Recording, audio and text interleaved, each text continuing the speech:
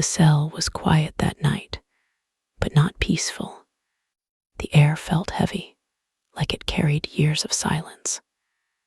He sat on the edge of the narrow bed, his hands resting on his knees, his eyes fixed on the floor.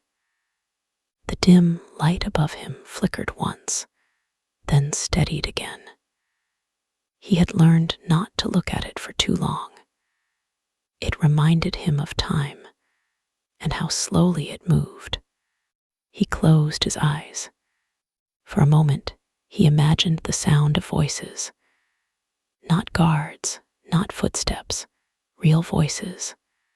Laughter, conversations, freedom. But when he opened his eyes, there was nothing. Just the walls, just the quiet, just the weight of everything he had lost. He stood up slowly and walked toward the small window. It was too high to see anything clearly, but sometimes, if he stretched, he could catch a piece of the sky. Tonight it was dark. He exhaled deeply. How long? He whispered to himself. There was no answer. There never was. Days had become months. Months had become years.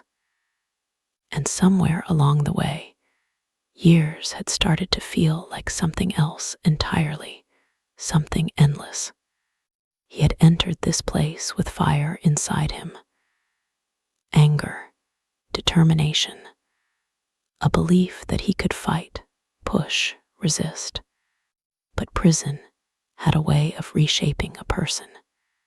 Not quickly, not loudly, slowly, quietly, like water wearing down stone. At first, he resisted everything. The rules, the silence, the feeling of being reduced to a number. He argued, he pushed back, he refused to bend. But resistance came with consequences. Longer hours of hard labor, less food, more isolation, and eventually exhaustion, not just in his body, in his spirit. He leaned his forehead gently against the cold wall near the window. His eyes closed again, but this time not to imagine, this time to escape.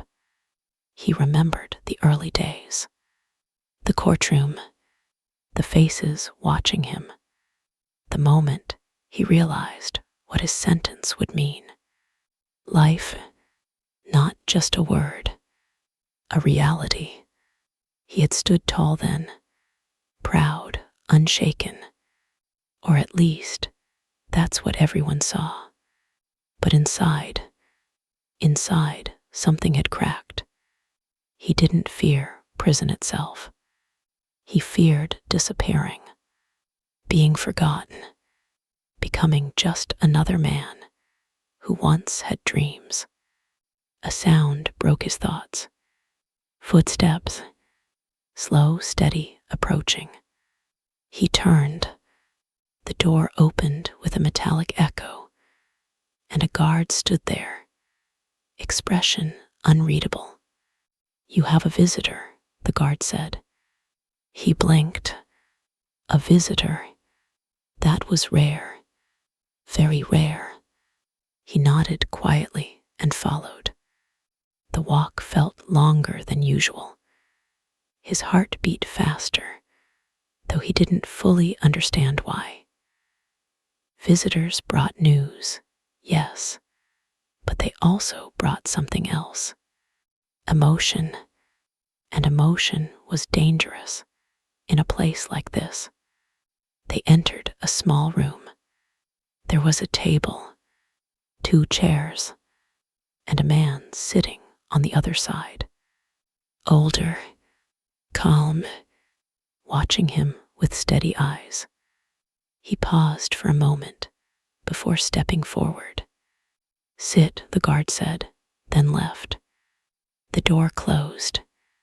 Silence again. But this silence was different. It felt alive. He sat down slowly. The man across from him studied his face for a moment, then smiled gently. "You look tired," the man said. He let out a quiet breath. "That is not surprising," he replied. The man nodded. "No," he said softly, "it is not." They sat in silence for a few seconds. Then the man leaned forward slightly. "I didn't come here to talk about your suffering," he said. "You already know it too well." He raised an eyebrow slightly. "Then why are you here?" he asked. The man's eyes softened.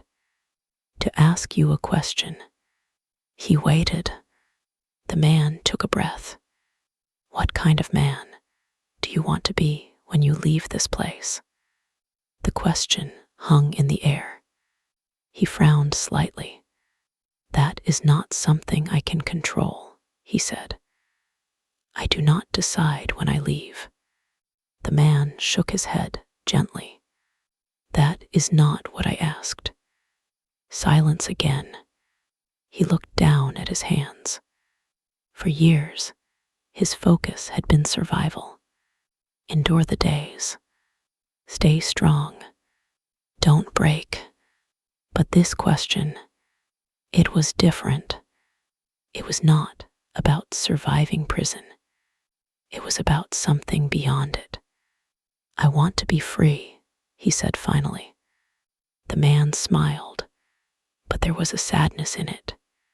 "Freedom is not only outside these walls," he said.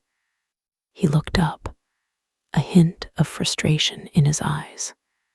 "That is easy to say," he replied. "You are not the one locked in here." The man did not react. Instead, he leaned back slightly and spoke calmly. "I have seen men leave places like this," he said. "Their bodies are free, but their minds remain prisoners." He said nothing. "They carry anger," the man continued, "bitterness, hate, and those things, they follow them everywhere." The room felt smaller somehow. "Are you telling me not to feel anger?" he asked quietly. The man shook his head. "No," he said. "I am asking you what you will do with it." The words landed deeper than expected. He looked away, his jaw tightening slightly. Anger had been his fuel. It had kept him strong, focused, alive. But now it felt heavier, like something he was carrying, rather than something that carried him. "If I let go of anger," he said slowly, "what do I have left?" The man's voice softened. "Yourself." Silence again. But this time, it wasn't empty. It was full of something he couldn't quite name. The man leaned forward once more.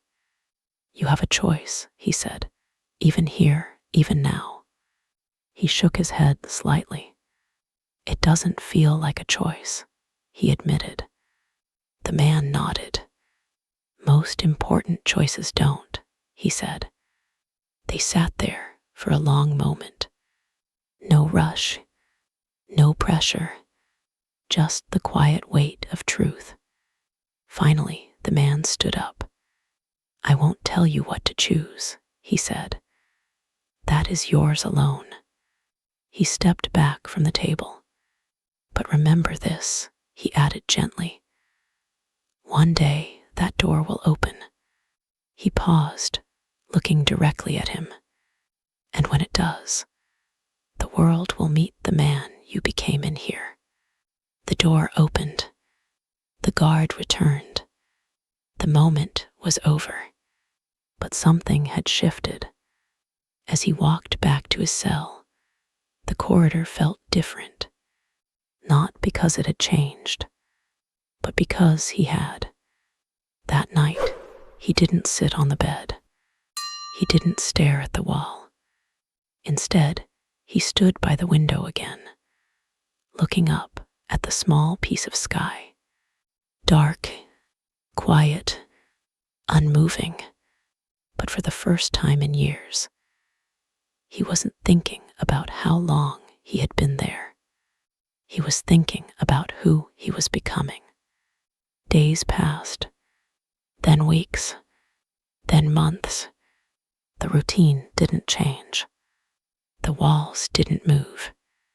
The guards didn't soften. But inside him, something was slowly rearranging. He still felt anger. Of course he did. But now he watched it. He questioned it. He didn't let it control him in the same way. There were moments when it rose sharply, when he was treated unfairly, when the weight of injustice felt unbearable. But then he would remember the question, what kind of man do you want to be? And slowly, carefully, he would choose. Not perfectly, not easily, but intentionally. Years later, when the door finally opened, the world expected a man filled with rage, a man hardened by suffering, a man ready to fight. But the man who stepped out was something else entirely. He walked slowly, calmly, not because he was weak, but because he was in control. People watched him closely, waiting, wondering, who is he now? And the answer revealed itself not in words, but in his presence. There was strength, yes, but there was also peace, a quiet, powerful peace. He had not left his anger behind completely, but he had transformed it, shaped it, used it to build rather than destroy. That single conversation in a small room with bare walls had changed the direction of his life. Not immediately, not magically, but deeply. It had given him something prison could not take away, a choice, and in that choice, he had found a different kind of freedom, the kind that no wall could contain. Years later, when people spoke his name, they spoke of courage, of leadership, of change. But those who looked closer, those who truly listened, could sense something else beneath it all. A quiet moment, a simple question, a turning point that no one saw except him. And sometimes, late at night, when the world was silent again, he would remember that small room, that calm voice, that question, and he would close his eyes, not to escape, but to feel gratitude, because in the darkest place of his life, he had found himself. Thank you for watching. If this story moved you, stay with us, because the next one might change the way you see your own life. And don't forget to subscribe